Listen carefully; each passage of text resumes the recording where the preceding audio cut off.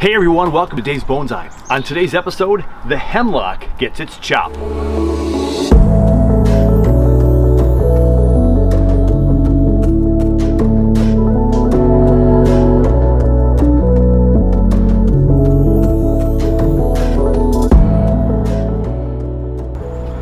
The roller coaster winter continues here in Minnesota for the 2021-22 winter season. We're at the third week in February, and today the sun is higher in the sky and we're gonna get about 42 degrees. It was 39 the last time I checked. Taking a peek at the yard, seeing what's going on with the trees. We're gonna work on the hemlock in a little bit. Want to make sure that the pond was okay. Make sure my de-icer, so the goldfish are doing okay. Walking over and checking the trees over in the garden. We'll check on those in a moment. And I found a whole bunch of light bulbs in the snow. So apparently the trees are not the only thing the squirrels and chipmunks are chewing up this year. The reason why my decorative lights on my cold frame weren't up during the holiday season was because, yeah, they're chewing through the wires. Right here. Look at that. Yeah, those darn critters. We love them though, don't we? So let's go check the garden trees. We're giving this some aeration right now. So I've got the door open, I got the window open, the light's actually touching one of my junipers, and it is just beautiful. So we're gonna get some fresh air flowing. We just watered it yesterday when it was 0 in the morning, 7 degrees when I was out here in the cold frame, and now we're pushing 40 degrees in there. With this fresh air, it's gonna do really good for the trees. Let's check the garden trees before we tackle the hemlock. The mugo pine is looking very nice back here, thick and lush. We got snow covering all these larch, and right here we have one of the bushes, the lilac bushes that were in the ground only a year or so ago. Really thick base on this. We're gonna have fun with this. It's got some old looking gnarly bark. It's got 4 trunks coming up, and all the buds are mostly there, ready to go. I don't see too much chop from critters anywhere in this guy, so that's good. So it'll be fun to see how this thing bushes out this year. All the larch in this corner. A lot of rabbit droppings back here. We've got the black spruce back here from when we collected up north. We have another lilac here that's got all its buds in its glory, ready to go out. And let's see if I can get in here. This is always the trick. I got some pieces parts here. Those are looking okay. One of my winter berry trees. We've got my Siberian pine that has maybe some death on this tip up here, but that's what we have the other sides for. Looking actually quite nice up in there. Everything's surviving there. The birch forest here, thick. How can I move without breaking my trees? Oh!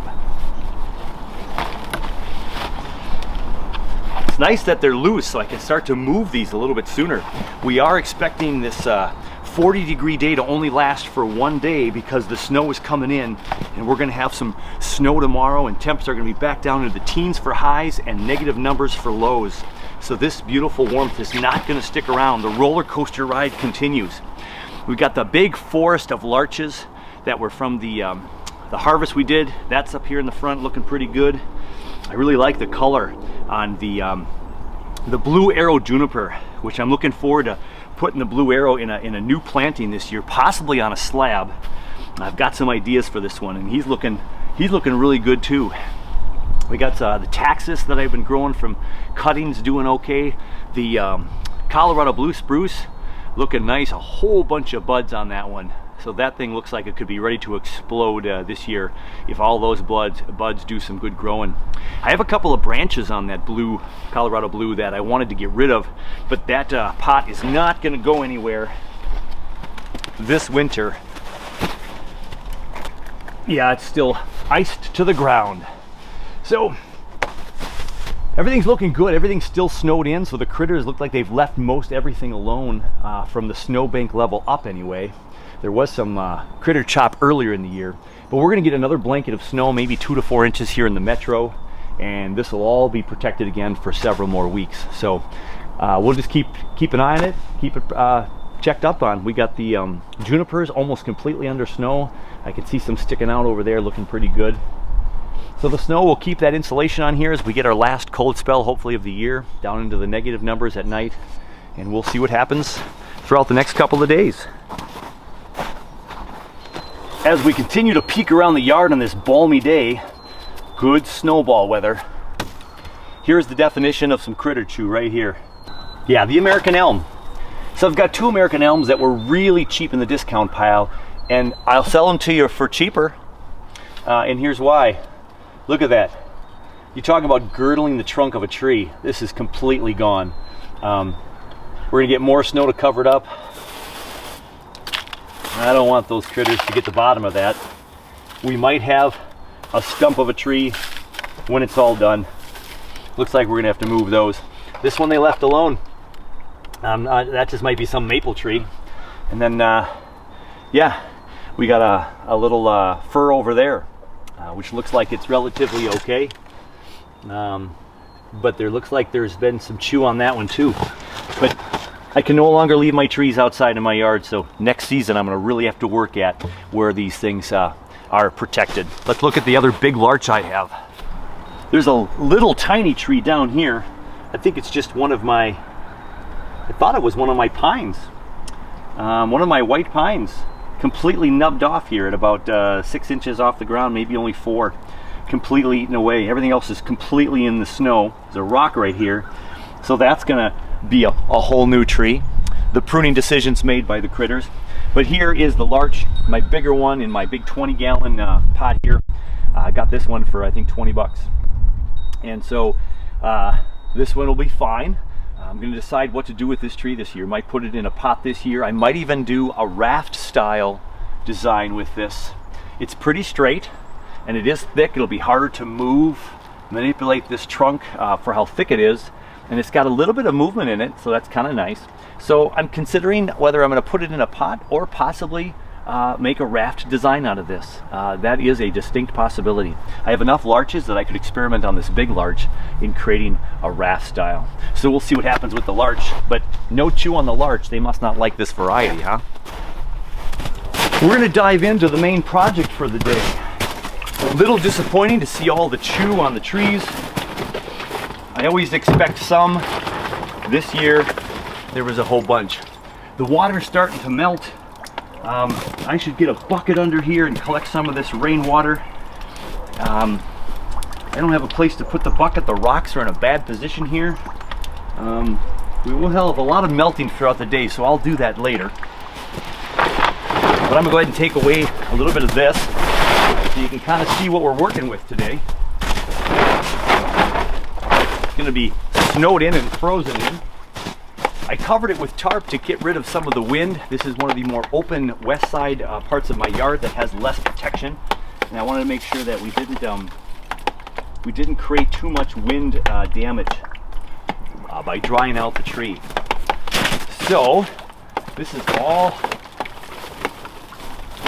attached pretty well back here. So I'm going to go ahead and unattach the green to the best of my ability. And if nothing else, maybe this kept some of the critters deterred from getting this tree as well. So we had it all pushed up because of all the tarps and everything and protection. And this is going to be solidly in the ground. Oh no, it's not. Look at that. We can move it around. I think I maybe have it on a slab. Yeah, there we go. That'll be good because I want to twist this thing around a little bit before I start cutting this thing away. So this will probably be a really short episode in the sense that I'm just creating a chop on this tree. I'm not going to do any work other than chopping the tree. My research has indicated that middle of the winter, late winter, is a good time to chop a hemlock. And we got a whole bunch of damage up here, some branches I've cut off and things crossing, and just way too tall of a tree. I don't want this big of a tree. There's a little bit of movement on the bottom, subtle as it is. We got a lot of branching and even some nice branching right here that's already angled up. This is angled up. This back here is angled up a little bit, so not horizontal branches. So we could have some of these take over as a possible leader of this tree. So I need to spin it around and, you know, kind of think what might become of this tree. I don't know the front of the tree. It's in a really big 25, 30 gallon pot.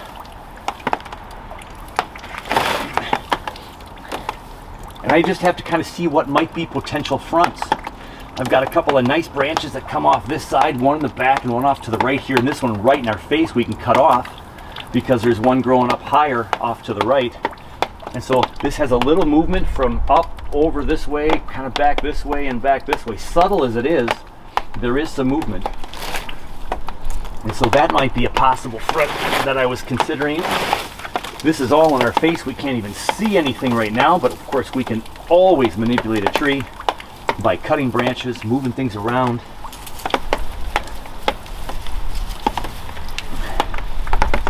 Not a bad looking front there either.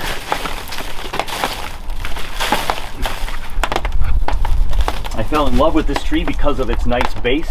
There is a pretty nice, decent flare at the bottom for Bari. We have the nice little flare out at the bottom. Of course, this is all solid. Got a nice primary branch right there, down low on the tree. Has some nice movement, comes out back towards the camera here. So if we can get rid of some of the stuff right in our face here, are we able to see some of that nice movement and nice branching? Because there's a lot of branches. It's a real thick part of the tree.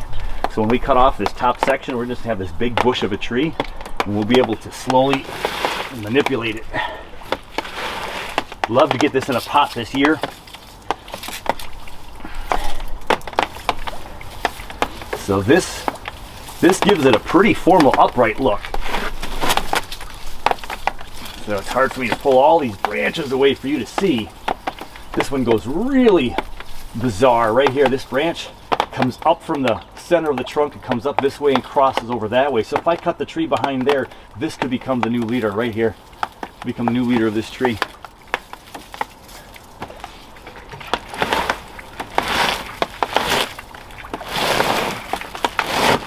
Right now this side's the easiest to look at because it is the most bare. This could become the back of the tree someday, but there's a lot of open side to this right here. I was mentioning raft earlier with the tamarack. This is so flat on this side we could almost consider some raft possibilities with this one as well. But I think I want to keep this one an upright tree. Really looking forward to seeing what this hemlock does with the beautiful small foliage and this really nice flaky gnarly bark. So it's looking really good. So we're going to cut this thing probably in half down to here for sure, possibly down a little bit lower. We got a big thick section of growth right here. We've got this big one coming out of here, and right here, 1, 2, there's 3 back here, and there's 1, 2 over back here, 3, 4 right there. There's a couple you can't see. This is such a thick part of the tree. This is going to get reverse taper and bulk and weirdness. Here's that branch I was telling you that could become the leader. This is coming from now what you see as the back, but it's growing more up and over this way, and that could become the leader of this tree once this is all taken away. So when I make this chop, I want to make the wound of the chop hidden from the front of the tree. I just don't know exactly where the front of the tree is going to be just yet. So it's going to be hard to hide that. I don't know where it's going to go. Here's another one of those branches that's growing super straight up right here. Then it curves up this way. This could become a potential leader too. Although it looks like it's in trouble up here on the top more.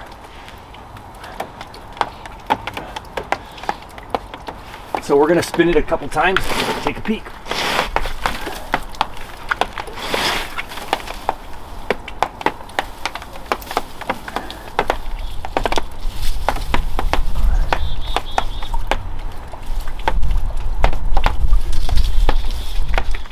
And if we're looking at that as a possible front, it has a little bit of swoop like this right here, a little bit of swoop like this, and then this is on the inside of a curve. But if this thickens up and becomes a primary branch, that might take away from that little bit of curve part. And then there's a branch back here for depth, which is kind of neat. These front ones might have to come off. And then we come up here and there's a really nice branch that grows it kind of goes up this way and curves to the front a little bit and goes around. If I cut this one off, that has some interesting movement to it, but there is a bit of a bulge right there.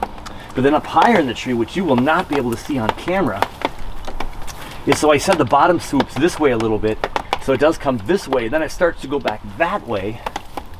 So it's very, very subtle.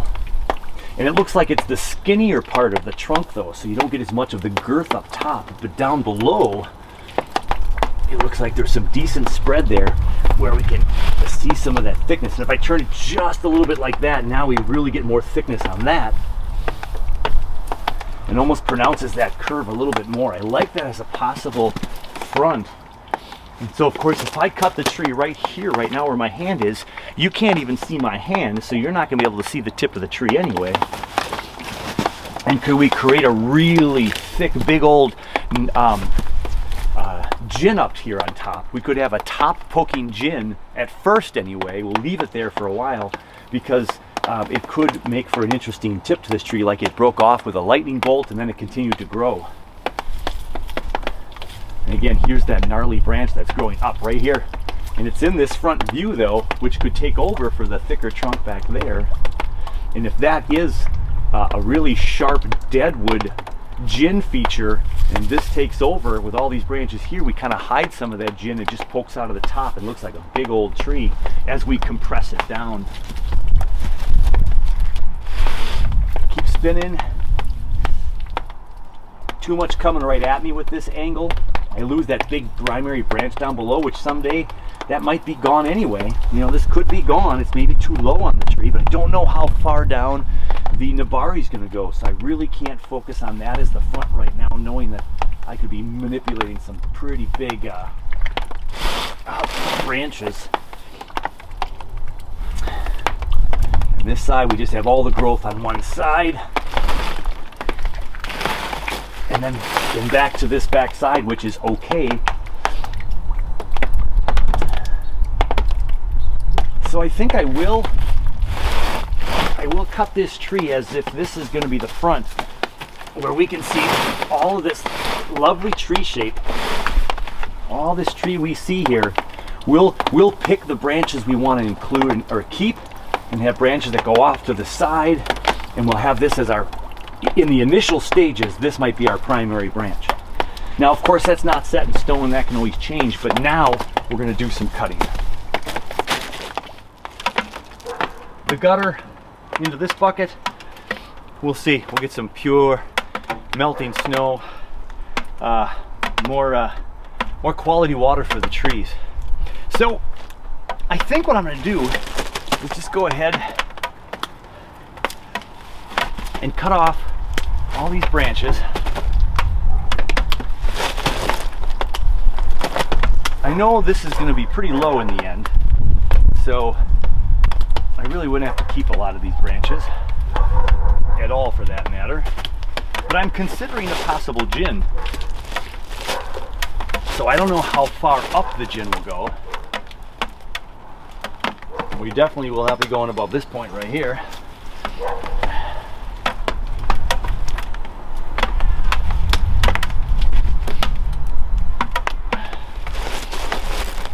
Here's that branch I was telling you about that comes down low that could be a leader. So now I'm already at a point where I have to be careful what I cut off. I don't want to cut off too much stuff here that could be potentially keepable down the road. I certainly don't need this one, or this one, or this one. So those are gone. Now the problem with the gin right here is, look at all this gnarly growth. This has so much new branch formation down here that it gives kind of an odd, well, it's certainly not a pretty and smooth gin.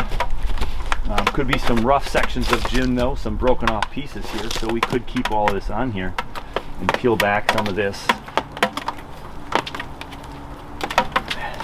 as potential gin.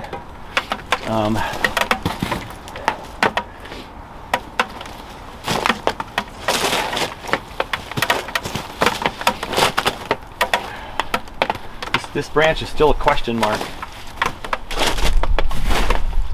Whoops. Put a rocks back here and the slippery, icy conditions, got to be careful. I got 3 branches coming from the same spot here, so I'm just going to clear this up for a moment and consider my cut points.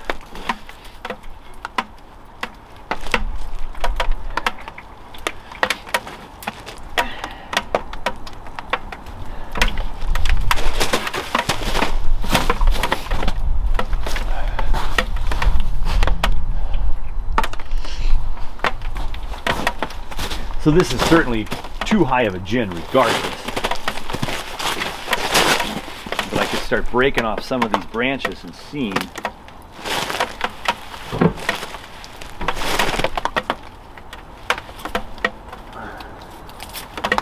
And really I'm looking to see where I can cut this more than anything else. How low can I go?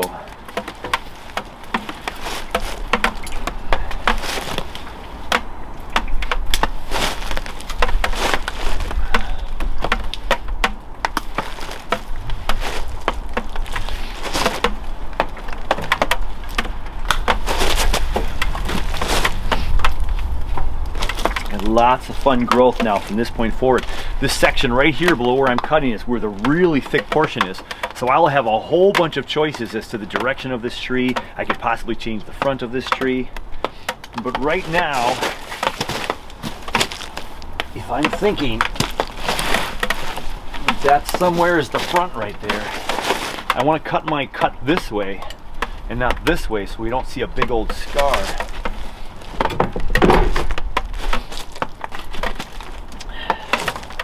So if I leave this branch right here just in case, I'm going to take my first one off right here. No, that's it.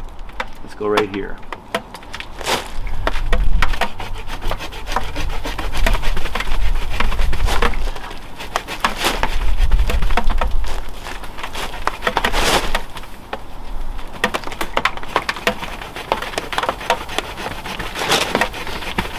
I have a pretty decent fine-tooth saw here.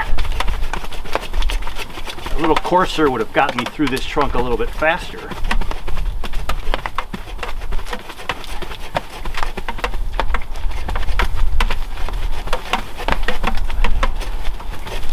So cutting down this low removes the possibility of using all that as a gin, but again, I'm not ultimately worried about that. I just want this to be a decent chop.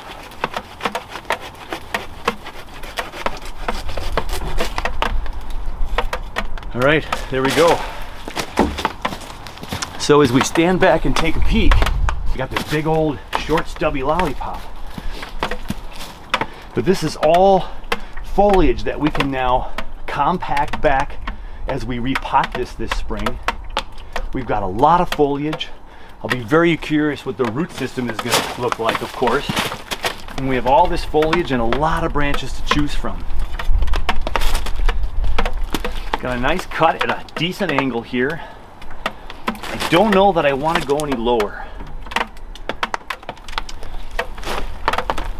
And this is the branch. I actually cut a piece off of this one, but this is the branch that comes from down lower.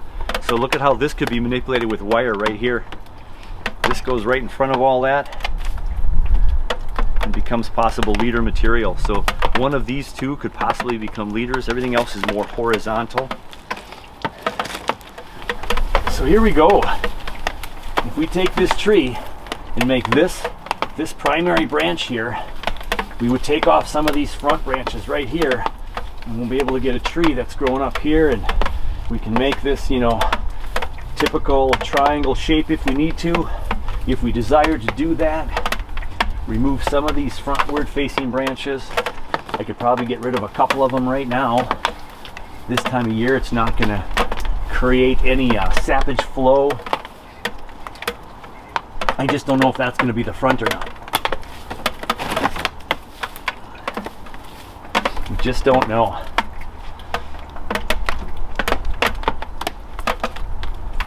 The cuts I made last year look like they healed up a little bit already, ever so slightly. So we have a couple of crossing branches here that I think I can just take out because, again, this time of year, I'm not going to have any massive bleeding, and we'll just let the branches that I want to keep really take off in the springtime. but I really don't want to do too much because I don't know the front of the tree 100%. So I think we'll probably leave it at that.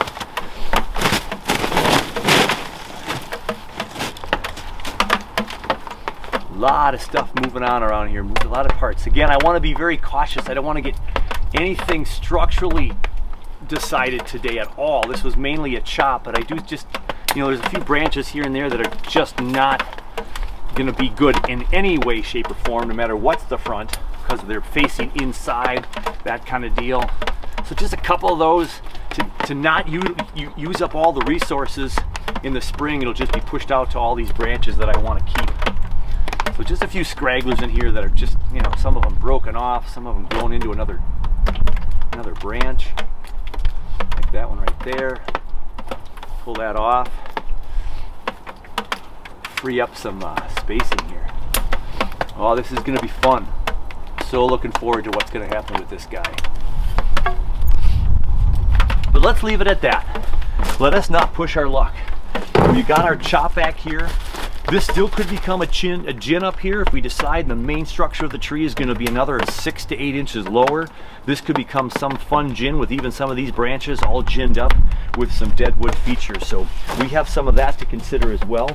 But now we just have to wrap this thing back up and make sure that we have it secure for the rest of what remains in winter. It's been a roller coaster up and down winter.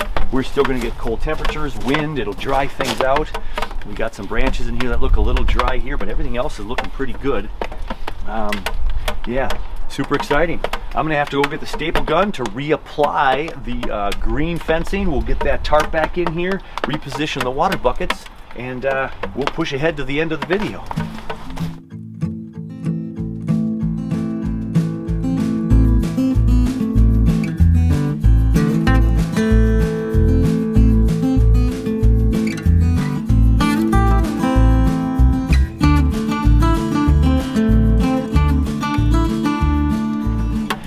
We have the tree all situated, ready for the last few weeks of winter. So again, it's the 20th of February. We're at 40 degrees right now. We're heading for the 20s tomorrow with snow, 4+ inches. They were even talking about possibility of 12 inches with this system in parts of Minnesota. So we'll see.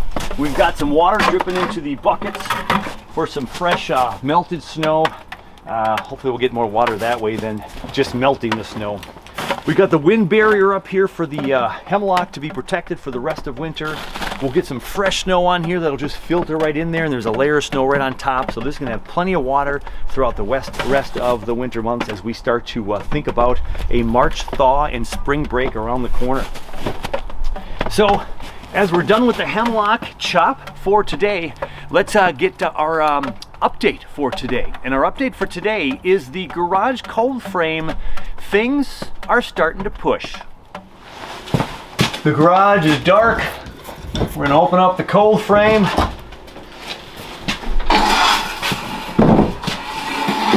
And that should shed some light on what's going on here.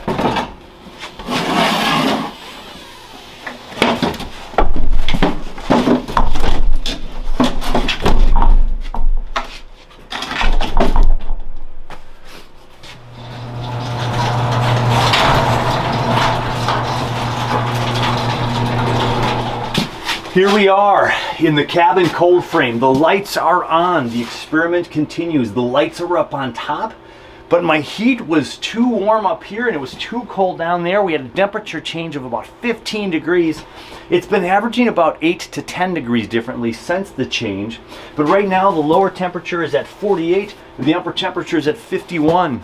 And that's because it's so nice and balmy in Minnesota today. So I've noticed some death on the black spruce in here. There's some needles falling off. I hope it's not the whole tree. It is watered. It's doing really well. But here is an update for you. I've got 3 Siberian forests in the cold frame. And the one down below that's not getting the light is, well, starting to maybe leaf out. There's a couple little buds that have some green on there. On the back one back here, there's a couple bits of green on there. Oh, but look at this one. What's going on in the cold frame? Life as they knew it has changed. This tree is ready to push out growth, and it has. Now, This is a huge conundrum. I could put this down lower in the colder field with less light down there, which is what I will do next to slow the growth. But we already have extension of a couple of inches on some of these. 1 inch maybe, 1 inch there, 1 inch there. This one's maybe a little more than an inch. And it's leaves on all of the trees, inside, down low, up high. The forest wants to become a spring now. And so if I put it all outside, this is all gonna freeze and die back, the leaves. So hopefully we can maintain really slow growth in the plant room. But when you have growth in the plant room, or excuse me, the cold frames, you usually get long leggy growth, long internodes, stuff you don't want. But these elms are ferocious growers. I can trim all that off this spring and then continue to grow new branches. So I'm not really concerned. Here's my longest growth right here, and that one's pushing 1.5 to 2 inches right there of new growth. So the internodes are not obnoxious. There's nice small leaves on these trees.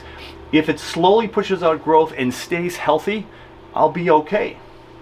Any tips from the viewers out there, throw them my way. I'd love to know what you would do with this little mini forest right here. So one of my options would be to bring this down into the plant room. But if I bring it down into the plant room where it's all warm and lovely and gonna grow, I think the leggy growth will still be there a little bit, although there's more brightness down there, and of course it's warmer and more light throughout longer part of the day. Humidity and warmth and loveliness in the trees might grow. But then when I take it out in the spring, I can't take it out in the spring with 70s, 75 degree in my plant room and then bring it outside on a nice 65 degree day, because well, I could, but it would just slow it down, but have more sun. It would certainly burn the leaves, so I'd have to have it in the shade anyway. So it's that whole dance. It's that whole bonsai shuffle of what do you do from spring, from winter to spring, and from fall to winter when we bring our trees in and take our trees out. So I believe it'll continue to grow and stay healthy in here. And I did notice this about a week ago, but I was waiting to do this episode with the chop to do anything major about it, because it has looked this green for the last week or so. And my biggest question to myself when I first saw the green, and it has gotten bigger since I looked last week, but is how did I not notice this earlier when it was just the buds starting to come out? Because I would have done something with it a lot sooner. So I am going to move it down below. I'm going to put it right back up here on top of my Trident maple box. And I'm just going to have it sit right back there. Less light. It's closer to the heater here, but this heater sends out some of the heat and it goes up there, and that's why it's so hot up there. But these trees have been growing much slower, but they are growing. And as I look at the Trident maple up close, I do not see any buds swelling where I have to be concerned. But I did notice upon closer inspection, look at this, the weeping willow. I'm not going to pull it out of there. I don't know if you can see from that far away now with the camera angle, but there is some growth down here on the weeping willow. So that's growing. And then when I came in here to water just the other day, let me move some of my water bottles, I noticed some greenery on one of my Japanese maples. Look at that, shooting some new growth right there. So this is a cutting from last year. And so this has some growth as well. About an inch of fleshy green. And again, the tree is alive. Is it no longer dormant? When we talk about dormancy, the soil with this level of trees is probably at that 45 degree temperature. So that means there's still potential of early nutrients flowing and things wanting to wake up. I recently chopped back my my Satsuki azalea. I was worried about with all those dry leaves that I had killed the tree. And so I cut in and did some major pruning of the Satsuki just to see if it was still alive, and there was green cambium layer in there. So I'm really hopeful that the Satsuki is going to bounce back again. Boy, it sure has had some trouble last year with my cold frame out there, the cabin one shutting down for a day, and now this a little bit too dry zone. I have noticed in this bonsai cold frame that this top row for sure, with all that heat and just the cold frame in general, has been super dry this year. So you really have to check your cold frames. And I'm going to go with one of my fellow MBS members, a suggestion here is I don't have any gravel in these really beautiful boot trays that I have. I'm going to get some gravel in there, and when I water them, we'll have a little more moisture stick around a little bit longer so it doesn't dry out as fast.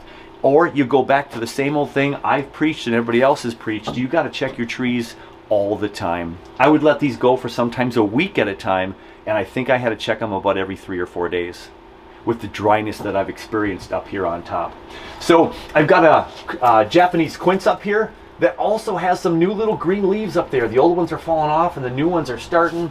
Oh my gosh, I can't have all this new growth. It's kind of starting to scare me a little bit.